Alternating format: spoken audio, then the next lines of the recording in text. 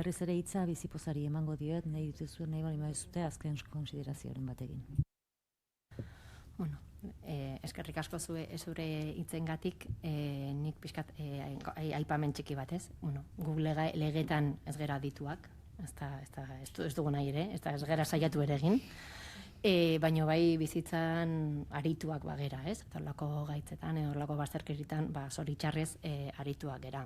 Orduan, eskertzen da, arituei ere hitza ematea, eta ez bakarrik adituei, zeren uste eta gu gera bizi geranak, baina hemen bi puntu uste garrantzitsua asaldu direla, eta herritar bezala oso gogorrak direna uste mai gainan jarri nahi ditula.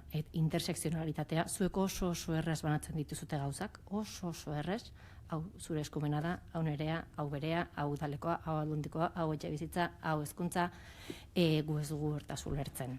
Eta gure bizitzak ez du hortasun lertzen.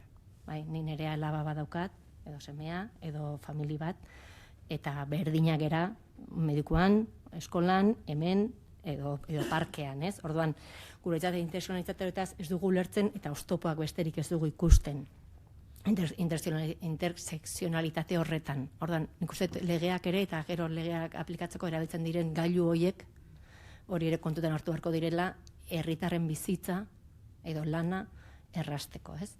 Eta bizitza edo lana sari nahi, zeren hemen beste termino bat azaldu da, eta nire barkatu baino amorro ematen diana da, borroka, lutxa. Gure bizitza da, eta bizipoza da. Eta zorionez, zoritxarrez, bizitzan gauzak gertatzen zaizkigu. Ez dut esango zer den hobea, edo zer den okerrago. Baina ez dugu zertan borrokatu beharrik. Gu bizi nahi dugu. Orduan, nire ustez bidegabeke handi bada, gure administrazio publikoak gure borroka hori suspertzea. Elkarteak sortzen dira borroka hori arintzeko, eta borroka ez bihurtzeko. Familiek egin barreko lana, esfortzu hori arintzeko, era positibo batean. Zeren zorigaitzak gertatzen dira, baina hoien aurrean guk hartzen dugun jarrera garrantzitsua da, ez? Eta nik uste dut zaurgarriak geran pertsonen, famili, ume, nahi zuten guztia, borroka hitzak kendu beharko genukela. Zeren bizitza bizitzeko da, eta batez ere bizipozaz bizitzeko da.